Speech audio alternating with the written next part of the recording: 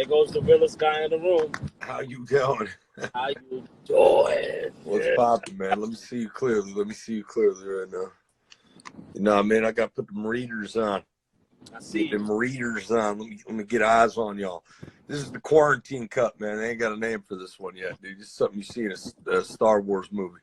You know, my beard is going. I got. What the fuck was that? Oh, bro, I was watching that Bulls marathon. You get eyes on that yet? Nah, I'm gonna check it out Bulls tonight. Throwback Series. Yeah, I'm gonna check it out. I'm gonna check out the new episodes tonight. You know, I'm tuned in to see what the fuck is going on. How's the quarantine treating you, man? Good, man. I haven't got eyes on too much wrestling. To be honest with you, man. I wish I could have got eyes on some of Mania, a little bit more of it. Honestly, I was less interested. I know you said you watched the whole thing, and you know, in your opinion, your humble opinion, you give it to me. What would you say? Yeah, my humble opinion, I didn't really it wasn't the same Mania for me, man. It wasn't the same for me. It didn't feel the same. For obvious reasons, you know, no crowd, and I don't know. I think that 2 days was a little too stretched out for me at the time. So I don't know, man. I really if you know, you always go where the money goes. It's like I had a conversation with somebody. They were asking me about it. You know, like I don't watch any of the WWE products, so I couldn't tell you what goes on. I watched the Undertaker's thing with AJ briefly. I like that a lot. Because Gallows and Anderson are my homies. You know what I mean? I'll look out for the people that you know, like Wyndham. I watched Bray Wyatt and John Cena's Firefly Funhouse. I thought that was awesome. Yeah, that was entertaining. I didn't watch any of the wrestling matches. Yeah, I watched a few, but I wasn't too thrilled with it. I like the Kevin Owens Seth Rollins thing only because I like those guys. But right. You know, I do this thing on my on my page called Independent Thinking. You know, you're one of my friends. We hang out, we talk a lot of shit off the record. We had a live in-depth discussion about some pro wrestling. A lot of in-depth discussions about pro wrestling and rap and life. You know what I mean? Yeah. But you know, this platform is for aspiring athletes, wrestlers, people that want to break into the business for this episode. And, you know, just for you to share some of your knowledge and your gems, because you've been around the block for quite some time, and you've been on the highest heights. And you know, I want to get in to some of your to a lot of what you've done to pave the way of your journey so far.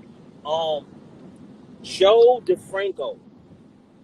How did you meet Joe DiFranco? So Joe DiFranco was my high school strength coach. There was a place called Parisi's Speed School in Fair Lawn, New Jersey, where you could go like train for being mostly football players. At the time, Phil Simms' son, Chris Simms, was training there. A buddy of mine, Brian Cushing, that ended up being NFL Rookie of the Year, playing against Vince Young in the national championship with Texas versus USC. So there was a lot of talent that was young, developing talent at a time where people were just starting to get strength programs in and out of facilities that these places were becoming more abundant, where you could go and they'd have a track on the inside of a gym. You know what I mean? Because up until a certain point, it was like a Lifetime Fitness, or you see a Planet Fitness, or these chain places. They might have had a basketball court or something, but they didn't have battle ropes and flipping tires and weightlifting and all this shit. So, like, people don't realize when Enzo became an entertainer, I exactly knew what it was. So I sold out to that notion, and I stopped working out. So, at the days at DiFranco's gym, you can look up, you know, some of the old footage of the things I used to do before years of taking wrestling and doing dumbass shit. Time period at that gym, and it created such an esteem on YouTube that at the time Triple H wanted to train with Joe DiFranco and train. And I want to ask you this question too. promo classes. Do wrestlers take promo classes? And if so, what promo class did you take? I had promo class with Dusty Rhodes. So it was every single Wednesday from the day I was hired on July 1st of 2012 when I started until, you know, the WrestleMania 32, the day after I debuted. That was up until that point. I had to go get schooled until the day Dusty died by Dusty. And to be fair, the day Dusty died, I pretty much went to the coaches like Matt Bloom was like, yeah, bro, if you want me to teach this class, I can, but I don't know you bring anybody in here. You tell me what the fuck to do right now. So, at that point, you know, I had my liberties in NXT to go out there on the microphone. I was honestly trusted. I think that, you know, when a guy gets handed a microphone every single night, no matter who they are, they're always going to be like, fucking, you know, and that goes for any corporation that has somebody working for them with the lifeblood of that company in their hand. If they say something erratic that the company has to apologize for, or, you know, blow the lid off some bullshit, you know, anything can happen on that live mic out there in a live event with all the camera phones out there in this day and age. It doesn't matter. So, I think I was trusted to say my piece, and I took it as serious as any pro wrestler ever. And if I ever gave any advice to any, I know me and you have gotten into depth on, you know, some of the things I talked about. It's the character stuff. And the funny double entendre that lies in the double meaning here of character shit is if you want to be a pro wrestler and you work on your character shit, character is what you do when no one else is looking. That's what they say. So if character is what you do when nobody else is looking and you need to work on your character shit, what are you doing, you know, in your spare time that you're not in the actual wrestling ring? I think that the greats like Dusty Rhodes and Ric Flair, Stone Cold Steve Austin spent countless hours driving in a car to and from wrestling shows, talking to themselves, talking to their best buddies, making each other laugh, you know, at a day and time, definitely back in the day where you were allowed to drink and drive, you know, in the Flair Steamboat era of wrestling, you know what I mean?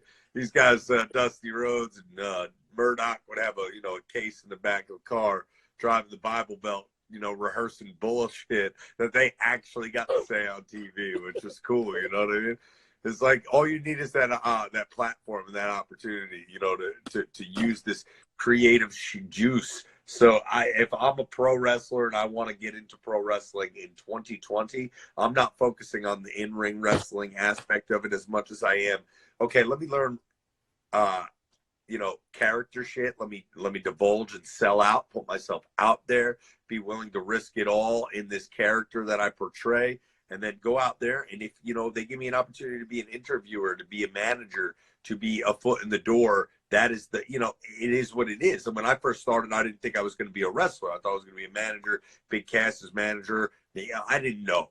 Bottom line is I ended up being a pro wrestler because I spent the time in the ring to learn how to wrestle. And you'll get those opportunities too. But first things first, work on your character shit. Get a character that you can fucking sell out on, that they can put on Monday Night Raw tomorrow. Not necessarily as a wrestler, but a character I can put on Raw tomorrow. Get yourself in that mindset. And once you get that guy going and you go have 100 matches, 200 matches, 300 matches, those opportunities will open up for you. Right. That's some game right there. Right, like, you know, you're one of the guys that you went out on top. You came in on top, you went out on top. You, in my eyes, I always tell you, you're still a cruiserweight champ. You never lost.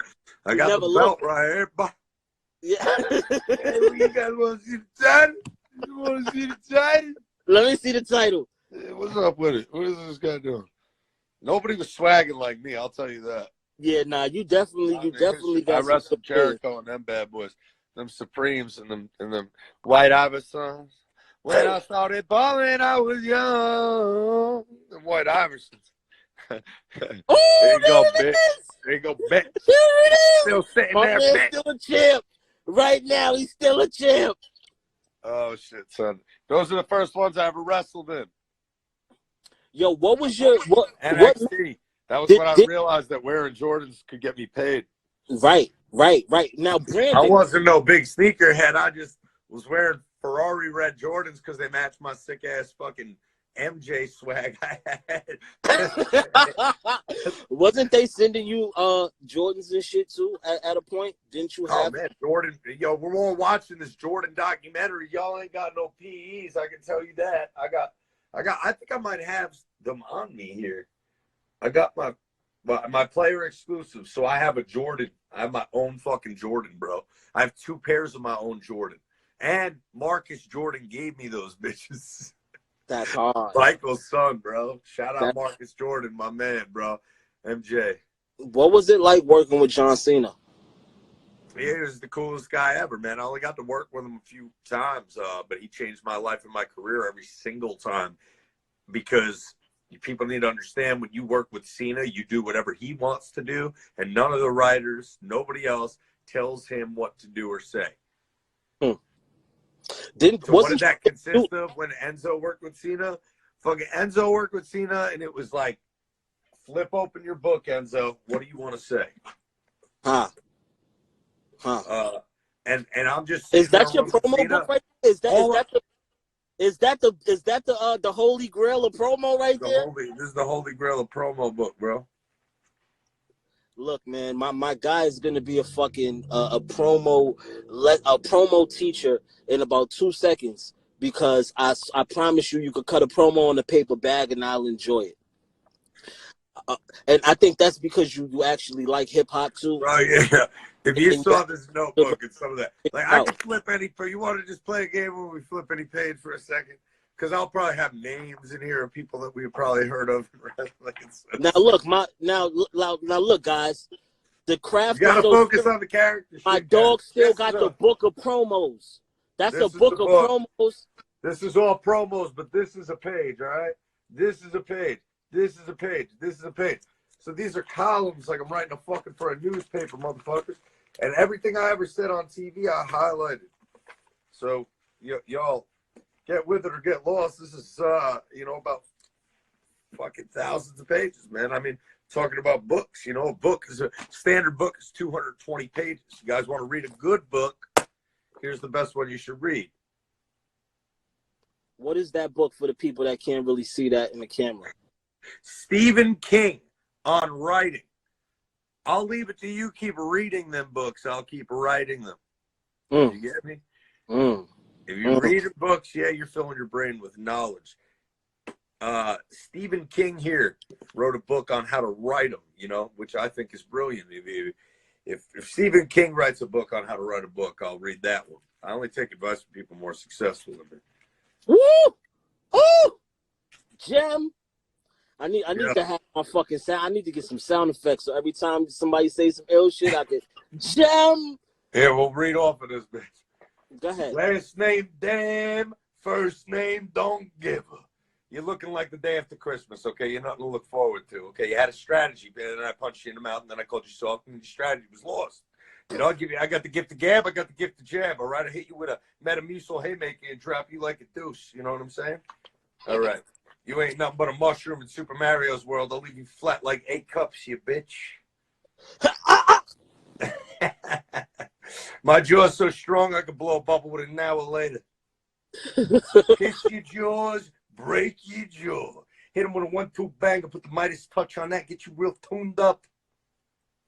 Call you horse crap, bull crap, okay? Treat it like horse shit. Whoop your hind end like a jockey. You're soft as fabric, and that's not a fabrication. You talk hard body, you ain't built like that, all right, pal? You're a shoulda, woulda, coulda. You're as big, you're a big tough guy, yeah, big guy. Big guy. I've been with women bigger than you. All right. Dumb little cheat, bro, okay? Yeah, you call me when that happens in fucking the 35th of February, okay? Yeah, that's not going to happen. I play a video game. Yeah, it's called Real Life, and I got the high end and whooping everybody's ass. Now, hold on. Your promo book, right? When you wrote this is only 2 random pages. I know. And I'm only reading like a line or two. If I ever lose my phone, take my notes and be a millionaire.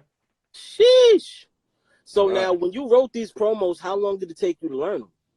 And how much of the promo that you wrote, I mean, when you people got to understand, if you're a wrestler or a comedian or you write TV or you write dialogue, and my goal was to just write television forever. It didn't, like, if I was going to write TV, it was going to be for me. I wanted to be Adam Sandler.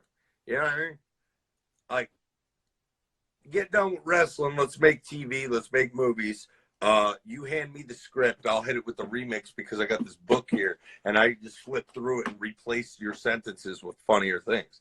So it was just like, it was what I had to do in the WWE. So that's what this is. This is a book of anything that I ever thought was a funny statement, anything I ever thought of, heard. You know, it's that's all it is. You know, it's you know. You know, now in the independent circuit, right? Because you know you're very meticulous on what you do as far as pro wrestling goes nowadays, and you know you only jump in when you can have a moment. You know, the last moment that I known that you had was with Flying Brian Jr., which was very it was very entertaining and very interesting. Shout out to Flying Brian. And then before that was you guys made an appearance in ROH, WrestleMania weekend in the Garden. How were you like handpicking what you do? Like, what's your strategy in coming up with these moments to where you can create your own moment within the moment? Well, I was born at night, not last night. You know, you're shaping up to be a real schmuck. You need to act accordingly, okay? Yeah. Here's one for Kofi Kingston. You were a Jamaican when I was in high school. I see you've come a long way.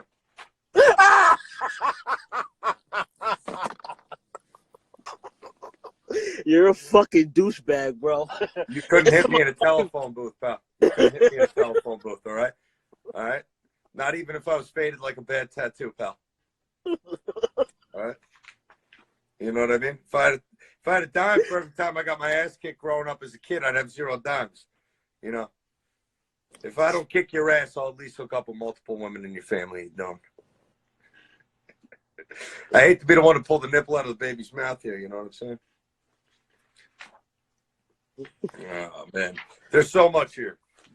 There's so much. You're a gem, man.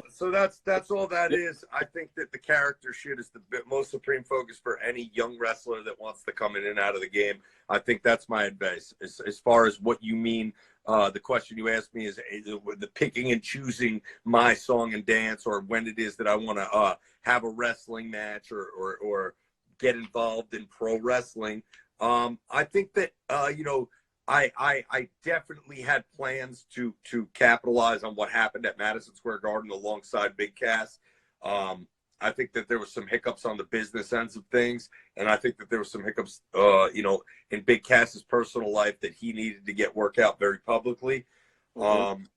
He's spoken about it to so many, and he's inspired so many people through that process of just, you know, facing the shit head on, depression, anxiety, all that shit that he deals with. You know, that's not something that I could relate to, but I had to learn to understand. I saw it. It's a real disease.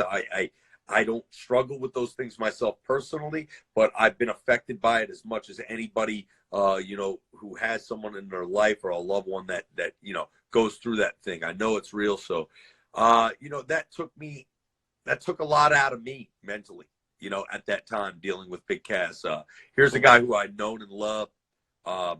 We had a huge falling out in real life. We make this huge monumental comeback, probably as NWO type heels in the Ring of Honor, New Japan picture of independent pro wrestling. Probably going to take a bunch of bookings and go start invading indies and just doing some fun shit that was, you know, not telegraphed and not, and not, you know, produced, right. Overproduced. You want it to feel real. Well, it's nothing's more real than when you see me in the flesh, motherfucker, and we ain't seen each other yet. And how you gonna act when you do see me? That's right. As real as it gets. That's real. That's real. That's pro wrestling. I'm just doing my job as a pro wrestler to keep you people entertained. And I don't read the comments. I don't Google my name. If I ever read my comments, it's now more than ever because we're all in fucking court. Because we ain't got shit to do. Nobody does, bro. So I've been communicating with fans and getting in touch with people and appreciating the love that I do get. I still got a couple of haters, you know what I mean? But that comes with the territory of being a great pro wrestler and being a heel. It's just that when you're struggling to get into that world as a pro wrestler, you really just got to sell out and just go all out and do what it is that you do. And that's, keep the mystique alive in what these great performers did before me. And in a new evolving world of 2020, I don't think you should ever be able to put a finger on it. And as far as picking and choosing the things I do, Brian Pillman Jr. I met when John Moxley wrestled Big Cass, when Big Cass was in the midst of, working on a comeback in pro wrestling in a big way when, he had his mental, he wanted to take time away. And so he deserved that time, but he did get that opportunity to wrestle Dean Ambrose in Dean Ambrose's first match outside of, the WWE in the States. And I was ringside to be there to see Big Cass do it. And it was at that match that I got to meet Brian Pillman Jr., the guy who was booking him, Mike Lombardi. And just, I met Brian Pillman Jr. Also at an autograph signing in Ohio. And when I met him there, he came up to me. I watched him work. Big Cass had a wrestling match. I signed autographs at the place. Big Cass was, he's just the guy who, me and him, we make money together to this day. If we get booked on an autograph signing together, he wanted to have a wrestling match that day. I met Brian Pillman Jr. and I was just, he was brothered out. I guess that's the best way to put it. He just was a pro wrestler who wanted to talk about pro wrestling.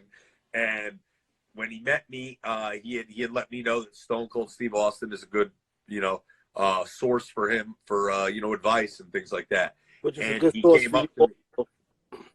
And he came up to me and Pillman said, when I asked Stone Cold for advice, he told me to learn to work like Enzo Amore, which I thought was the highest praise compliment I had ever received or heard in my life.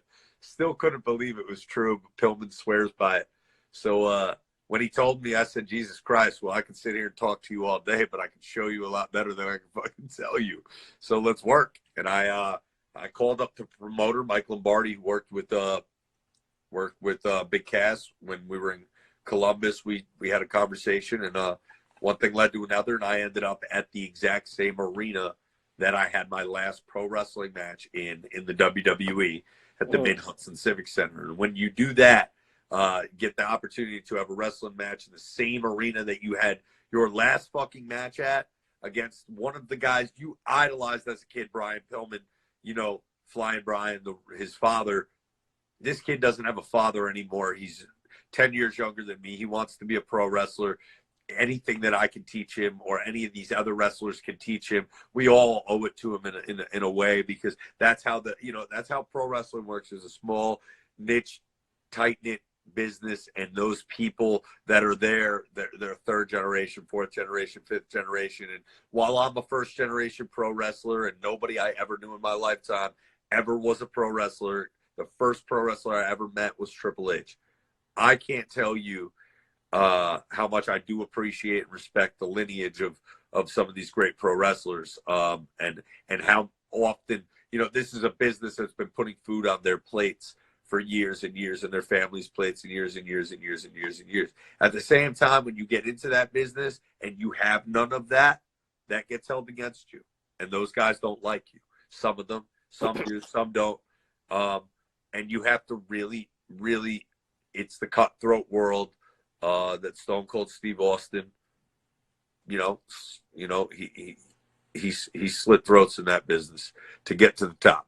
You know what I mean? You got to be willing to step on toes, believe in yourself to the fullest, because if you don't believe in yourself, nobody else will. And that includes all the fans that are in the audience. Right. Outside of Stone Cold, is there any other wrestler that gave you a gem that you carry to this day? For sure. 100 gems from Norman Smiley, dude. Shout out to back pocket pro wrestling shit. You put me in a goddamn wrestling ring. Old Zoe, fuck. You know, I think that people often will never appreciate it, what great work is. In my opinion, I don't fucking like the shuck and jive. You know, like if acrobats were great pro wrestlers, and then they'd be where The Rock is in Hollywood right now.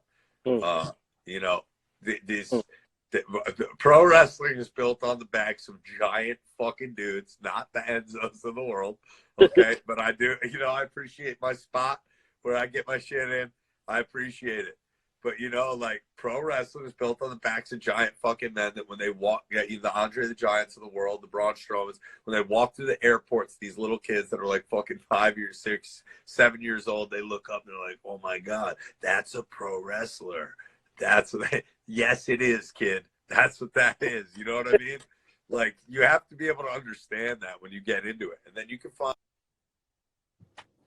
Anyway, and you know, this shout out to Instagram, because this update or whatever they got, I thought I lost the video because my son lost service, but I didn't actually lose the video. The video's still saved even though it lost service, so I got to save it. So hopefully I can get my dog back in here and we can finish this chat, because it was very insightful and very enlightening. See if I can get Zoe back on. Had a little technical difficulty, but I got a chance to save the chat. There go my brother right there. I see him.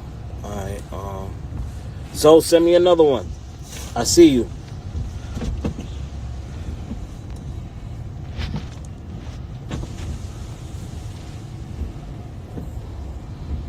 There we go. Instagram is stepping in up to the joint. Hold on.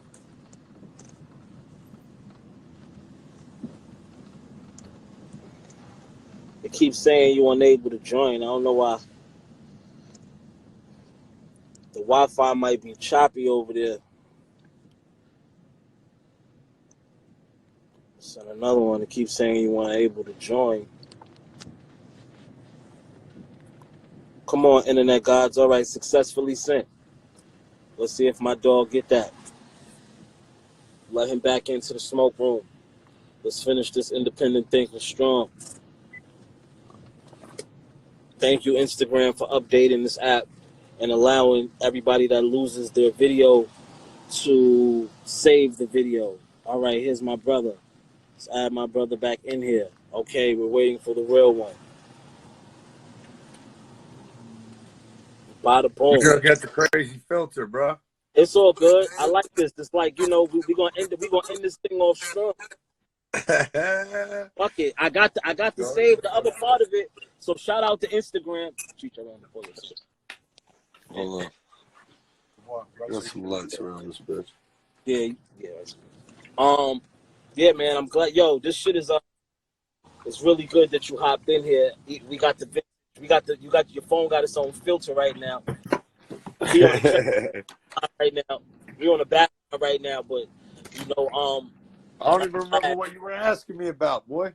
Well, what I asked you was, outside of Stone Cold, Steve Austin, is there any other wrestlers that gave you a gem that you still carry on today? Dusty Rhodes said you could be good, you could be bad, or you could be different the first time I ever met him. So there we go. Had to bring the lighting a little bit. See if you light it up. Oh no, that's there you go. I like this font, man. This is it's a pretty cool little you know, filter I got going. Not me. Not me. Bada boom, realest guy. Boom. Yo, how did you come up with Cup of Haters, bro? Organically. That's how that shit works. The first time I ever came out, I didn't say Cup of Haters, CUPPA. I said couple, but I just said, well, when we get away, a couple haters.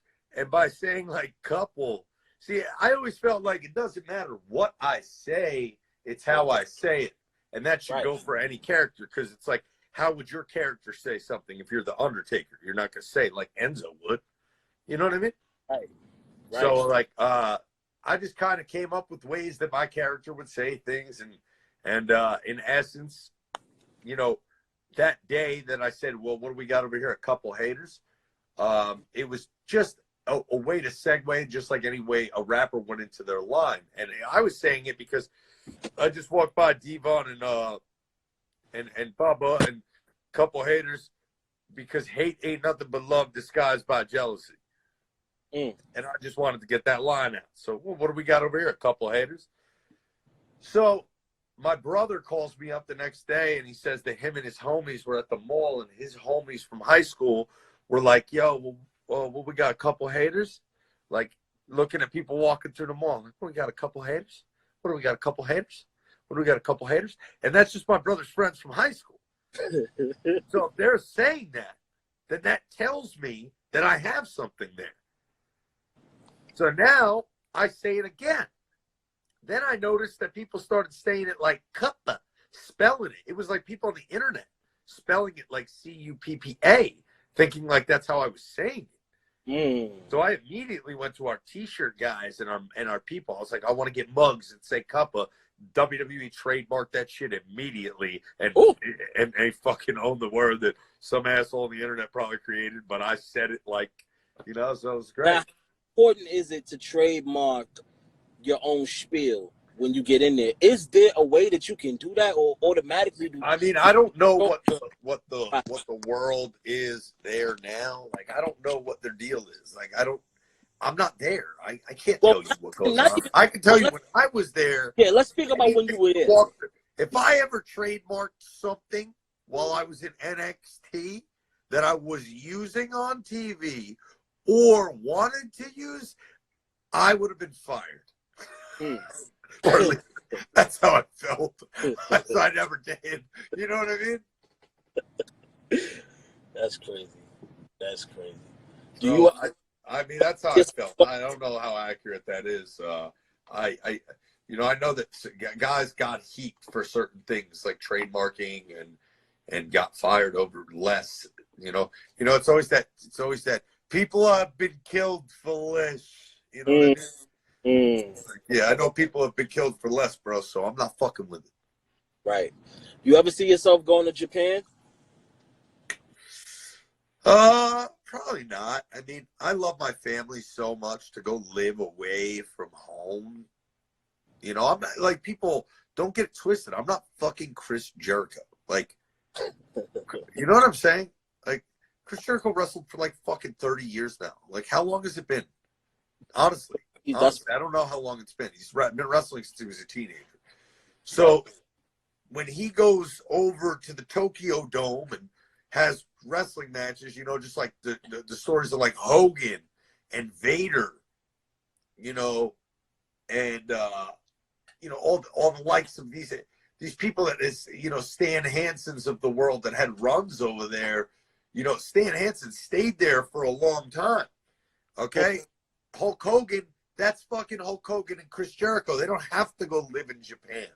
Right. They can come there, do a shot, do a couple weeks if they want to. Jericho's at a point in his life where he's got money. He can do what he wants. If he wants to go stay in Japan, he can stay in Japan. If he wants to come back, he can. You know, Kenny Omega, Finn Balor, you know, these guys stayed there and made lives for themselves there. And they, like, people don't realize my best friends in pro wrestling when I was in the WWE were Finn Balor and, you know, Adrian Neville. So shout out to Finn Balor. That's my guy right there, man.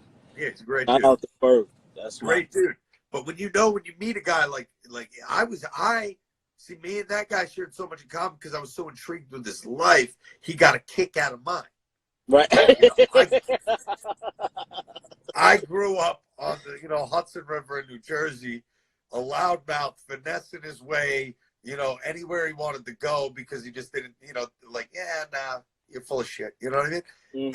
And he thought it was funny.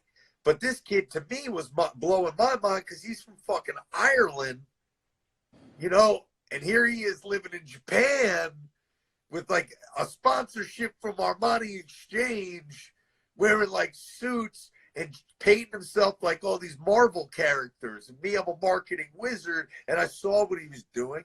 And I was like, when he came to NXT, me and Cass were already, you know, the top tag team in NXT.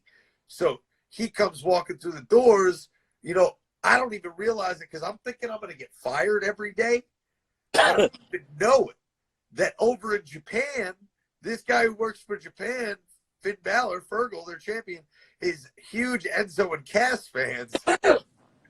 Thinking that Enzo and Cass are hilarious, and they must be like, you know, he's curious to see how the world works of NXT and developmental. Right. You know what I'm saying? Right. And did you have more fun? And here I am just walking around like, what? You had more fun in NXT than being on the main roster, you think? Oh, hell no.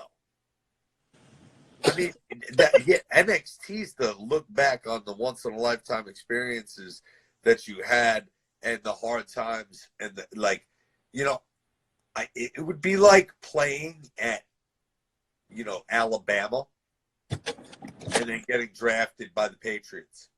You know what I'm saying? Right. And you know what success feels like, and you didn't appreciate it in the moment as much because all you wanted to do was live out that true to life, you know, boyhood dream, grow up and be a pro and make it to the big leagues, and that's all you want to do. So when you're in it, you have to stop and appreciate those moments because they don't last forever. You realize the hard work that you're doing, you can't do down the line. So when you look back at NXT, those were the best years. But when you're in the main roster and shit, like, you're just making money, living, like, doing, you know. Right. To me, it was fucking breeze. I had a blast. You lived like a hip-hop star when you was backstage, I feel like when you was there, you brought our culture, which is your culture because you're from the East Coast, for being from Jersey and being, you know, just being outside. I always liked dope shit growing up. Like, I always liked dope shit growing up. That was just, it was the way I was. Like, I wanted the new pair of Jordans. I wanted, like, what is Supreme? Ooh, they got, like, wait, they're doing, like, collabs with, like, these brands I never heard of. And, like, people are waiting on lines. And Hype Beast kind of started becoming a thing. And all these, like, brands that I liked growing up started coming back into style right around the time that, you know, I'm able to flex it on TV and walk down this runway to a wrestling ring. So, like, perfect timing for that character that ended up, you know, becoming that thing. You know, like, I loved doing that. I'm fucking older now. And just, I've grown so much in the regard that those things that, you know, I respect Jordan for his game, not the shoes he wears anymore. Right. You get it? I get it. Like, as a kid, you know, I wanted all the new J's. The 11s came out, forget it. Like, what the fuck? You know, but even as an adult, when I'm able to buy those things for the first time, I can go and get you've been to my house in the hills that I lived in LA with the Jordan clock, with, you know, all the numbered Jordans around. It was different. Yeah, it was different. It was definitely different. That was a cool crib. And, you know, that was because me and friends that had real jobs pitched in to live, you know, a group of homies, you know, to go live that life for a few years. And once you put that life behind you, almost in essence forcibly, you know, you spend 5 months off the grid, you know, just collecting your thoughts in the situation of quarantine that everybody else is in now. I was in for 5 months before all of them. So I already did this shit. And through that process, man, it's a humbling. You grow. You realize that the things that you know, were flying quick, you know, because you're not making $1 million a year anymore. You know, not set to, you know, make fucking, you know, even if you see half of that money because of taxes and everything like that. You know what I'm saying? Like, you know, that I can make 6 figures as a pro wrestler signing autographs. You know what I mean? Like fucking finessing, doing my thing. You know what I'm saying? But are you going to make that fucking 800,000, 900,000? I mean, you could do it if you want to take all the bookings that the Young Bucks and the Codys of the world did. you know, because with that comes that steam, comes that hard work. If you're working every weekend and fans are able to see you every weekend, they know what you're putting into it. They see it with their eyes. They get behind it again. It doesn't matter who you are. If you fucking put the work in, it doesn't matter what you do in life, they'll come with you. Huh. So, like, Cody worked crazy schedule when he got straight out of the WWE into the independent scene to work with all these guys, to develop these relationships, to do these things. And obviously you see where he was able to take that. You know what I mean? Like, I ultimately achieved more than I thought I would in pro wrestling, was humbled by that, like the astonishing opportunities. And then you put, you know, all my fans in Times Square with me, and I'm just, you know, after my WWE career, I realized, like, you know, there's a whole wide world out there, and I'm going to explore it, you know. So whether wrestling, you know, comes my way in the near future when this quarantine's over or whatever happens, you know what I'm saying? That remains to be seen. It's just situational. It's like that Madison Square Garden thing, the first ever show ran by a non-McMahon in 60 years.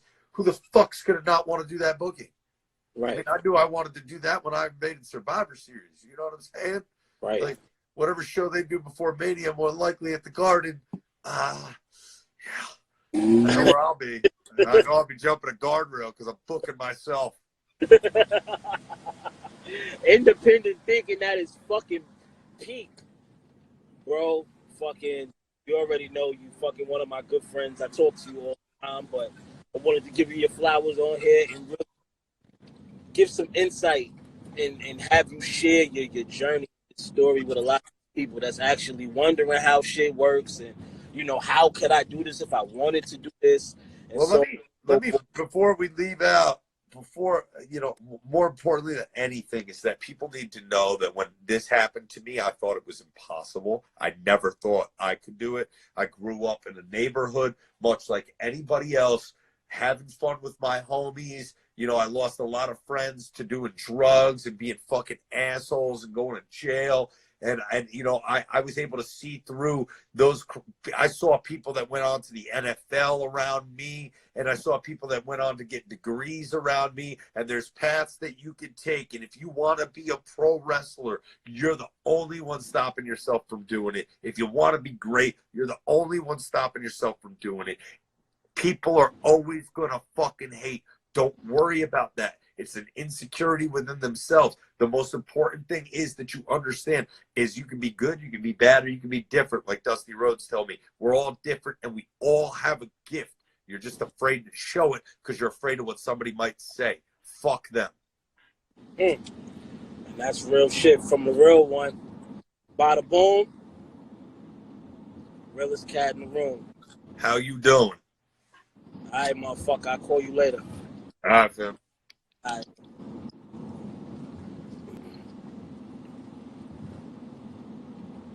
Shout out to the real one. Motherfucking a good guy right there. Tremendous fucking act. You know, this is a Sunday independent thinking, you know what I mean? Like I said, this is for wrestling fans and people that was intrigued with what was going on. And you know, this week we got some cool shit going on. Got a lot of cool guys coming through, and we're gonna keep these independent thinking things going, and you know, I keep people in here to talk that shit. But in the meantime, really fucking cool.